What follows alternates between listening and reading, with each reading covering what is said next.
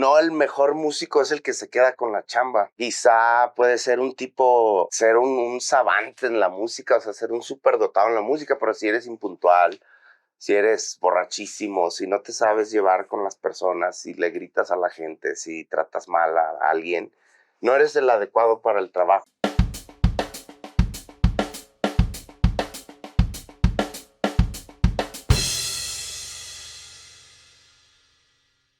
¿Qué tal amigos de Baterisland? Yo soy Daniela González. Es un gusto saludarles nuevamente. El día de hoy estamos muy contentos porque tenemos un gran invitado. Él es originario de Guadalajara, baterista, productor y compositor con más de 15 años de trayectoria. Su gran carrera lo ha llevado de estudios de grabación a grandes escenarios internacionales. Tengo el honor de presentarles a Javo Muñoz.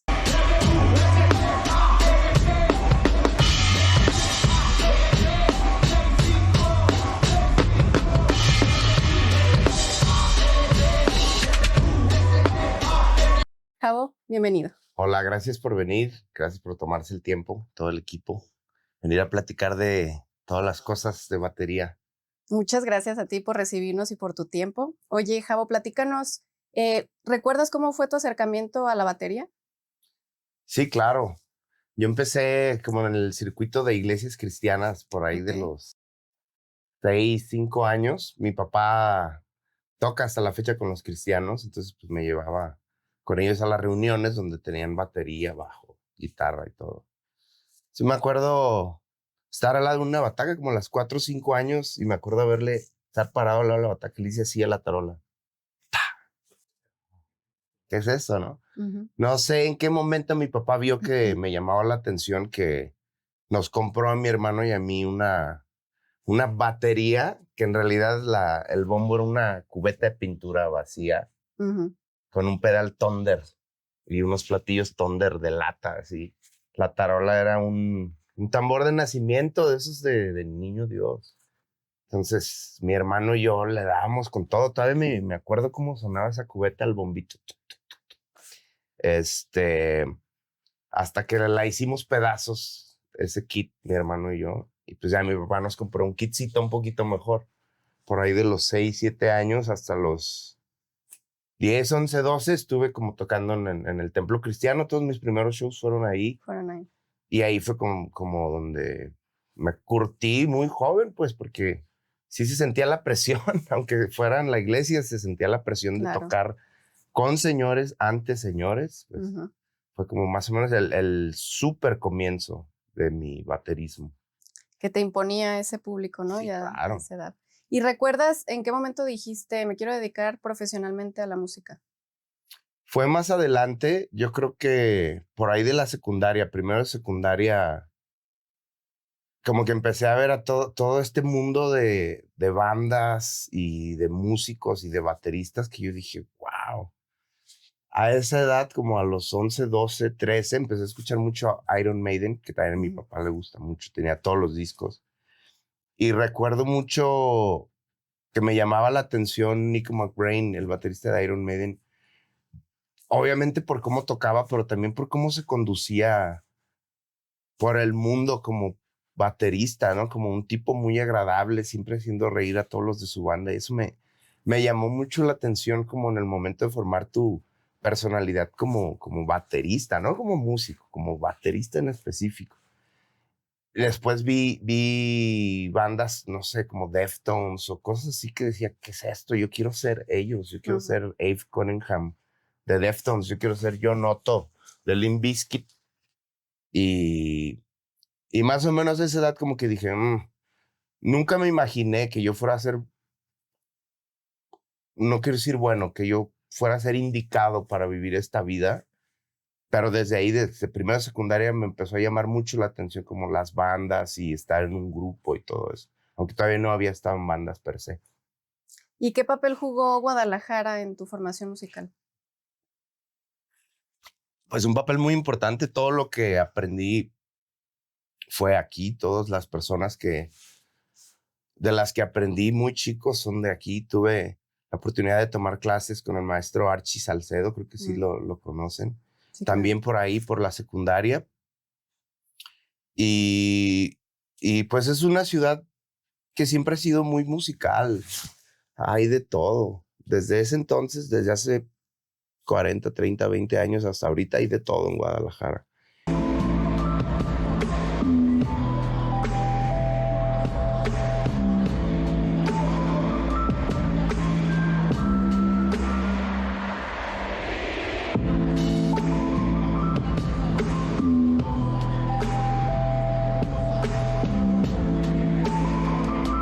¿Has trabajado en proyectos de rock y música alternativa? ¿Qué te han dejado estas experiencias? Me han dejado muchos buenos amigos, principalmente muchos buenos amigos. Tuve la oportunidad de tocar con gente que considero mis ídolos, pues. Y tenerlos al lado y compartir escenarios con ellos ha sido muy gratificante también para mí. ¿Qué más he aprendido? Pues también que no todo dura para siempre, ¿no? Claro. O sea, también el hecho de haber tenido muchas bandas significa que ya no las tienes ahorita. Entonces, ¿cómo lidias con se acabó? Uh-huh. Eso también he aprendido, pues el saber que no todo es para siempre y todo tiene su fecha de caducidad. Menos que seas Metallica o no sé, Iron Maiden, que siguen tocando 30 años después, 40. Claro, y se trata de aprender a cerrar los ciclos, ¿no? Que es como una manera de duelo, digamos, también. Exacto, en ese aspecto. tal cual. Y quisiera que nos platicaras un poquito de tus experiencias tocando con grandes bandas como Pito Pérez, Susi 4, Molotov. ¿Cómo fue para ti conocerlos, tocar con ellos? Pues todo fue como una cosa llevó a otra, muy orgánicamente en mi caso. Susi 4 yo entré gracias a mi querido amigo Dean Parada. Yo tenía 21, 22 años más o menos, o sea, estaba muy joven, estaba estudiando la carrera de psicología y ya iba como en sexto, algo así, o sea, iba más de la mitad. Pero en ese entonces me acuerdo que subí a Facebook un video tocando una rola de Kanye West, Flashing Lights, o una de esas que estaban de moda hace 20 años. Y Odin lo vio y Susi 4 estaba buscando baterista, entonces me invitó y así fue como entré. Entonces estuve en la disyuntiva, era semana de exámenes finales y era mi primera gira con Susi 4 del 2007. Tienen una girita de Los Ángeles, San Diego y Rosarito en Tijuana. Iban a ser mis primeras fechas pagadas, o sea, mi primer trabajo profesional, porque ella había tenido muchas bandas, pero de garage, de amigos, del circuito local, todo lo que tú quieras, pero nada profesional, nada pagado. Entonces ahí yo tuve que tomar la decisión, o termino este semestre o me voy de gira. Y decidí irme de gira y nunca volví a la universidad. Simplemente ni siquiera volví a decirles que ya no iba a volver. Así nomás. Porque en ese entonces Susi 4 era una banda muy solicitada y tocaban en todos lados. O sea, estaban muy bien posicionadas en esa época. Y ahí estábamos de gira con Molotov en el Corona Fest, Corona Music Fest, se llamaban esos shows. Eran unos shows masivos en cada ciudad, mínimo 30,000 personas cada noche, mínimo. Y ahí fue cuando conocí a los Molotov, pues nos veíamos noche con noche, alternábamos cerrar estos festivales y ahí a veces nos dejaban palomear a Odino, a mí la de Frijolero o la de Give Me the Power. Bla. En el 2014, Randy tuvo una situación de salud en su hombro y ahí fue cuando entré yo a tocar Molotov algunas fechas, una mini girita que tenían. Entonces, ese mismo año también entré a Pito Pérez y duré un par de años con ellos, entre varias otras bandas que tenía, pero el desarrollar el género del rock me gustó mucho porque llevaba 8 años con Susi 4 tocando house, creo que es house, un género del cual no soy muy predilecto, la verdad, no escucho mucho ese género, aunque era una gran oportunidad de trabajar y de llevar pan a mi mesa. Claro. Lo aprecié mucho, pero nunca disfruté tanto musicalmente. 8 años, ¿sabes? O sea, y hacer el cambio a ese género fue muy gratificante para mí en esa época. Así como unos años después fue muy gratificante cambiar a hip hop, otro de los géneros Exacto. que me gustan mucho. Y hablando precisamente de esta parte del género del que te gusta más, el no tanto, ¿qué aprendiste tú como baterista de bandas tan diferentes entre sí? Pues que no el mejor músico es el que se queda con la chamba.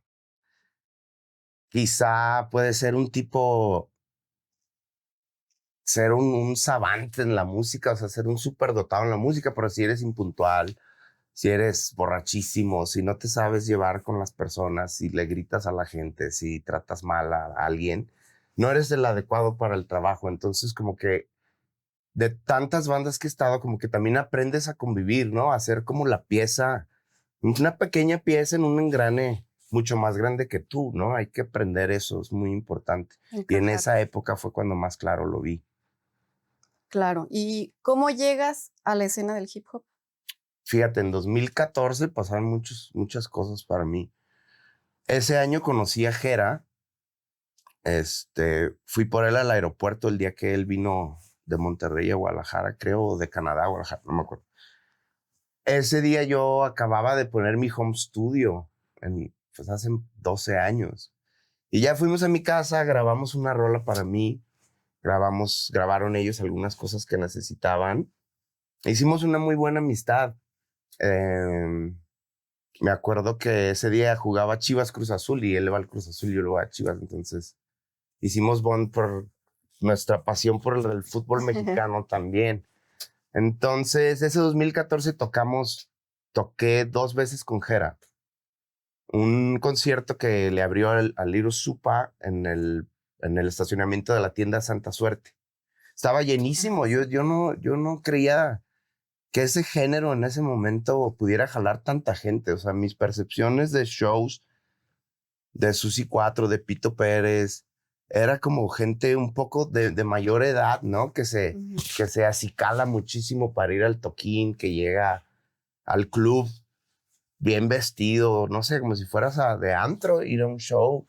Entonces ahora tocamos ese show que estaba llenísimo, la gente no cabía y estaba crudo, ¿sabes? Crudo. Y yo veía gente de 12, 13, 14 años y hasta adelante 2 de la mañana y yo decía, wow, este movimiento No lo viene esperaba. fuerte. No dimensionaba qué tan fuerte, porque del 2014 a hoy, 2026, ha crecido impresionante. El hip hop mexicano ha crecido impresionante.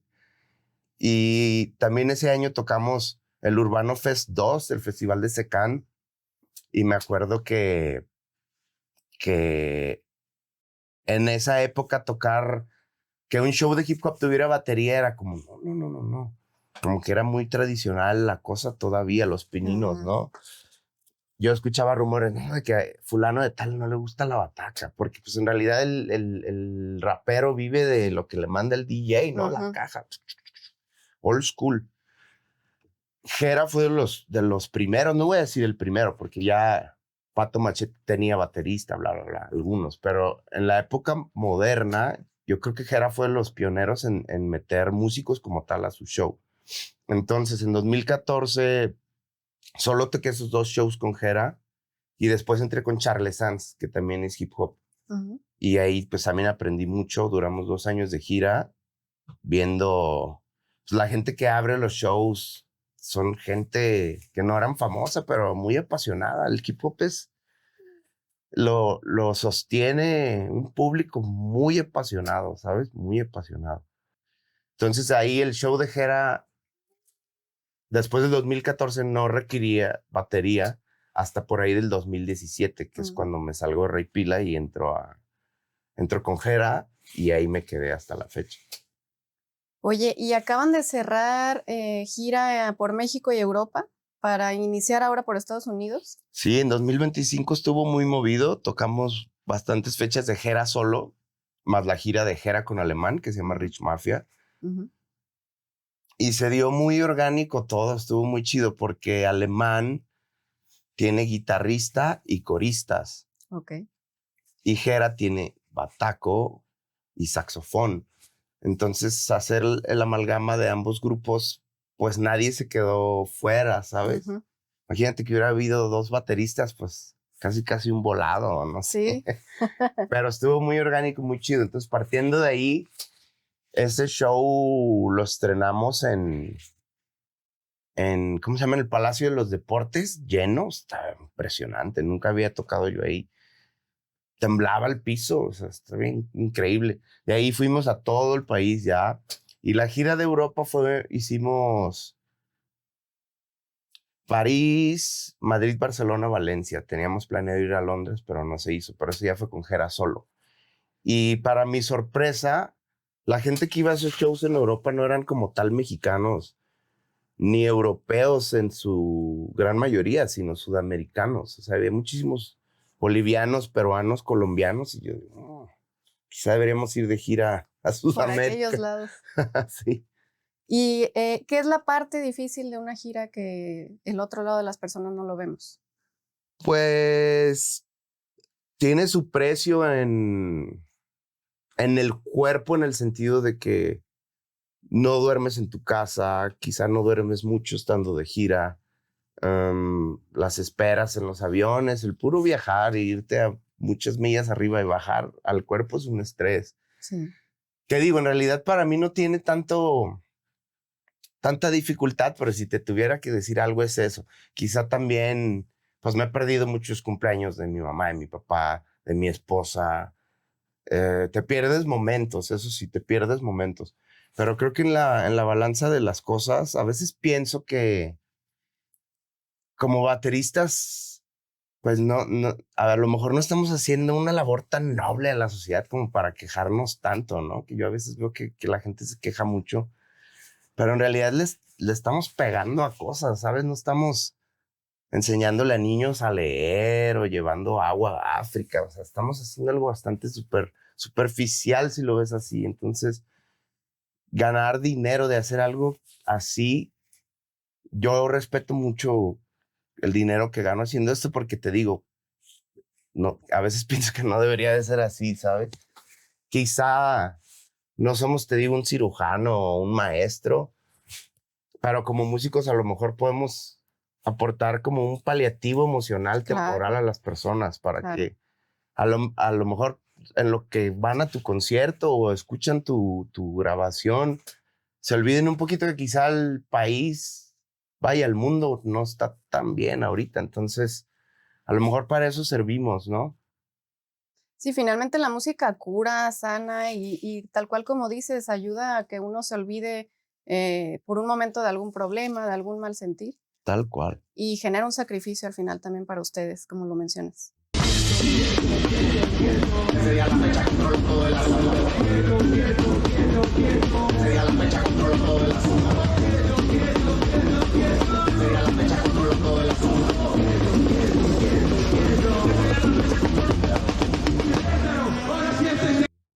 Y ahora platícame, ¿cómo fue que te involucraste en el tema de la producción musical? Mm, Como te dije hace rato, en el 2014 monté un home studio muy chiquito, muy sencillo, y empecé a grabar a mis amigos, empecé a hacer maquetitas yo poco a poco. Y desde el 2014 hasta el año pasado, como que junté cientos de beats, un montón de maquetas que hice y nunca terminé. Bueno, sí las terminé, pero no las publiqué, más bien se estaban polveando en mi computadora. Entonces, este año pasado solté un EP con 6 canciones, con Samantha Barrón, Gordofu, Jera, Nasty Heroes, varios amigos de aquí de Guadalajara. Y nunca pensé, justo antes de aprender a usar el software de grabar, yo siempre decía, soy baterista, no voy a poder aprender a picarle, a saber cómo funciona todo. Siempre pensé que era algo que sobrepasaba mi mente de bataco, ¿no?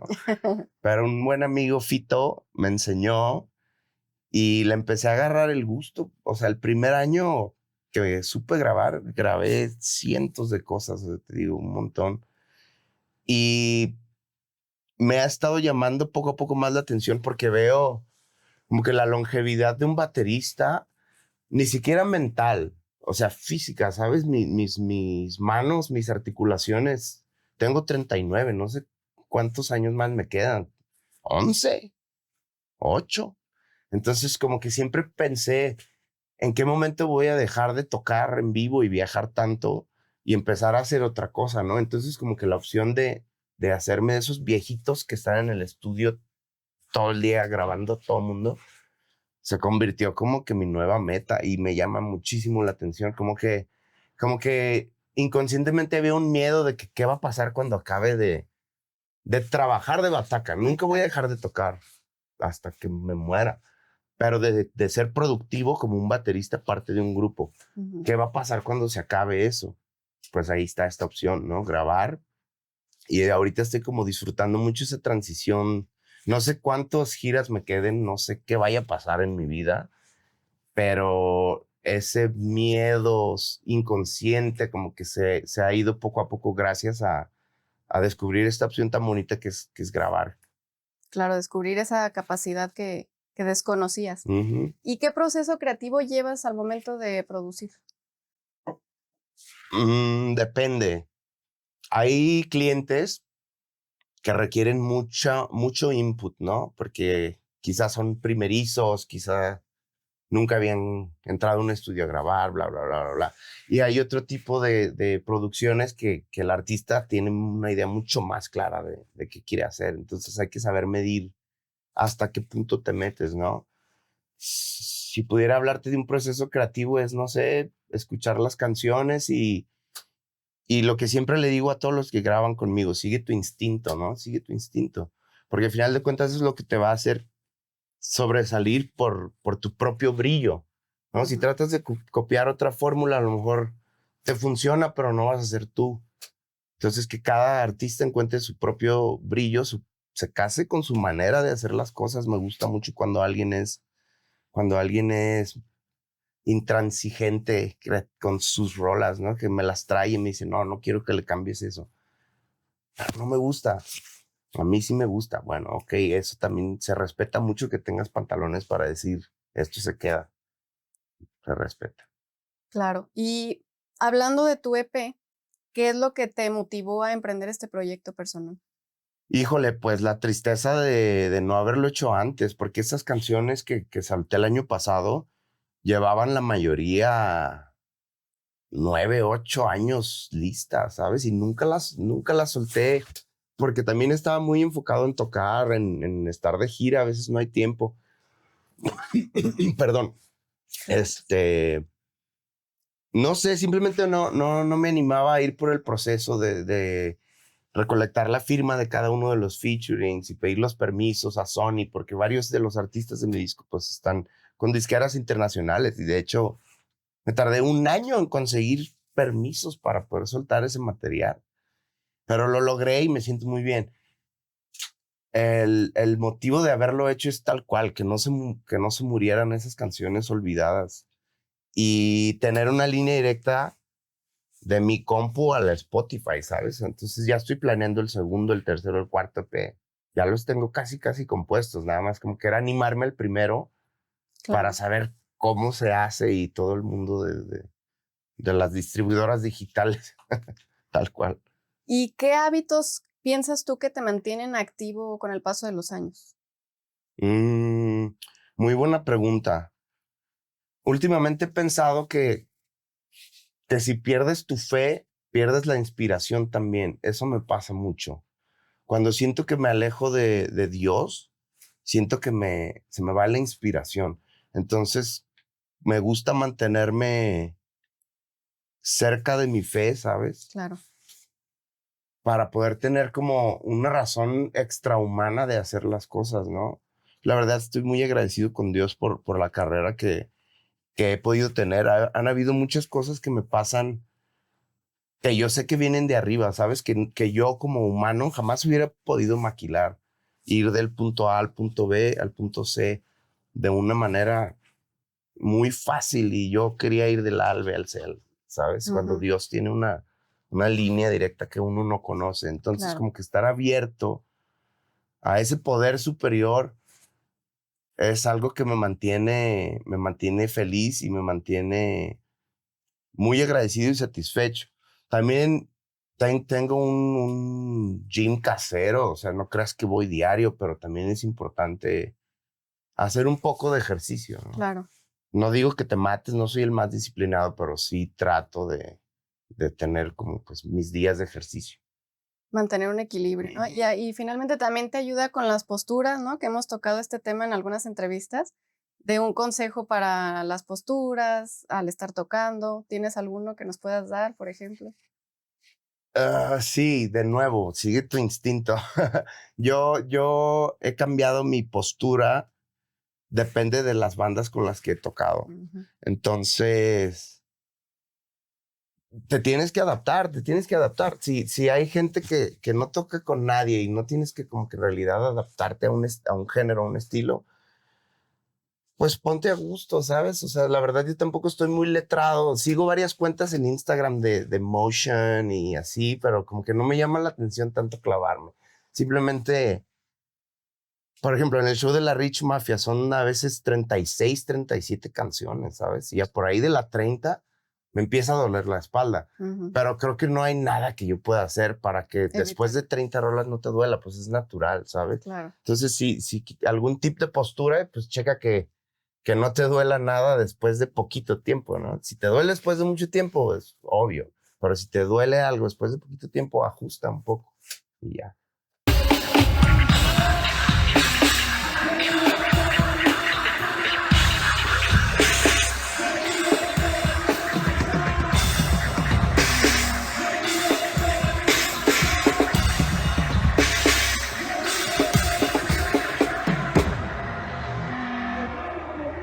Claro.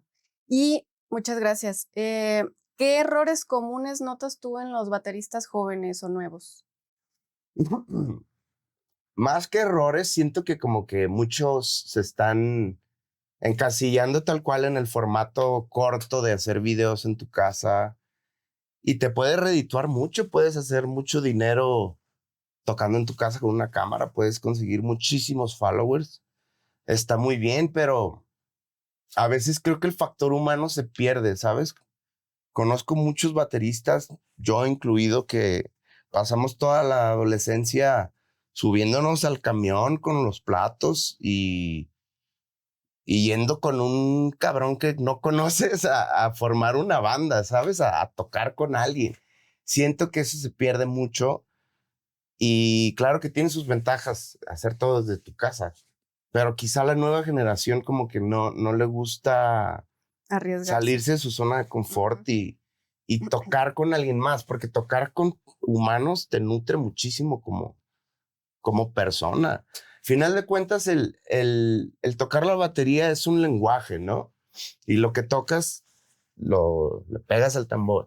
Pero lo que tienes que decir, el lenguaje que puedes tocar, yo siento que también lo nutres con vivencias personales, Ujú. no específicamente algo que tenga que ver con la música, ¿sabes? Conozco músicos impresionantes que tienen unas vidas muy intensas, muy locas, y yo estoy seguro que eso se traduce a la hora de sentarte en tu instrumento, sea el que sea. Ujú. Entonces creo que los bateristas más jóvenes tienen que vivir más experiencias humanas, interactuar más para nutrir su lenguaje de su vida. Quizá no, pero en mi opinión. Sí, sí, sí, claro. ¿Y qué le recomendarías al baterista que quiere dedicarse a trabajar en vivo y al que quiere dedicarse a estar en estudios de grabación? Pues si quieres ser baterista de estudios de grabación, algo muy básico, ponte a ensayar con click. El click es tu mejor amigo. Tienes que saber tocar arriba del click, atrás del click y adelante del click. Si quieres tocar en estudio. Y en vivo también hay muchos shows que traen metrónomo en vivo. Si quieres enfocarte más en vivo, de nuevo, tienes que trabajar en la parte humana, en saber relacionarte, saber ser un miembro de un equipo. Ujú. No estás arriba de nadie, no estás abajo de nadie, eres una parte de la pirámide y cumple tu propósito, ¿sabes? He visto mucha gente que se queda sin chamba porque quiere brillar de más o quiere exigir de más o quiere lo contrario, ¿no? Hacer menos que los demás, pues no. Entonces, sé puntual, sé responsable, sé limpio, mejora tu lenguaje para que tengas buena comunicación con tus amigos músicos y eso te va a abrir muchas puertas. Y Javo, quisiera preguntarte, si pudieras volver a empezar desde cero, ¿qué harías diferente? Ser bajista. Ah, No te creas. Es que me gusta muchísimo el bajo, me encanta tocar el bajo. Pero, muy buena pregunta. Creo que no cambiaría nada, porque aunque ha habido momentos muy dolorosos como músico, bandas que se acaban, bandas que te traicionan, bandas que te roban, bandas que te reemplazan sin avisarte. O sea, a mí me han roto el corazón muchas veces, cabrón, en este negocio. Pero aún así no creo que lo cambiaría, porque al final de cuentas soy el que soy gracias a esos momentos.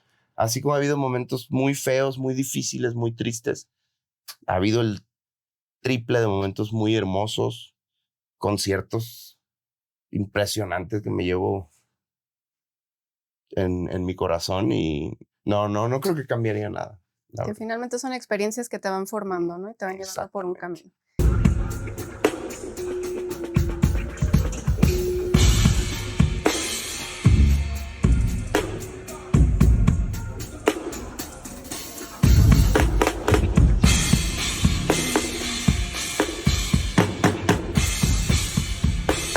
Oye, Javo, platícanos, ¿cuáles son tus bateristas favoritos? Hoy por hoy, bueno, los primeros bateristas que me llamaron la atención recién que empecé, pues Abe Cunningham de Deftones, Nico McBrain de Iron Maiden. Eh, Hoy por hoy de México, creo que Beto Ramos de Jumbo y Omar Góngora de Kinky son los mejores del país. Albertito Torres de Nodal, gran amigo mío. Mm.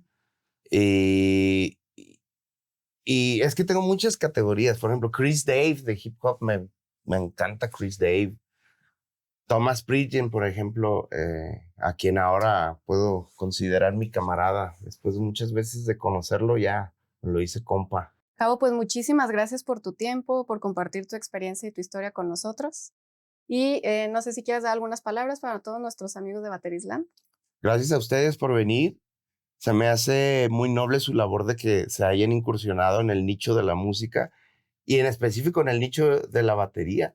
A veces siento que es un arte que se está muriendo, ¿no? La música en general y más la batería y más ahorita que el género más popular no lleva batería, el regional, la mayoría del regional no lleva batería, entonces se me hace muy noble y felicidades a ustedes, a todo el equipo Muchas gracias. por entrar en este nicho que a veces es muy difícil, pero también es muy bonito y muy satisfactorio. Pues muchísimas gracias, Javo. Gracias por venir. Y a ustedes muchas gracias por el apoyo. Nos vemos en la próxima.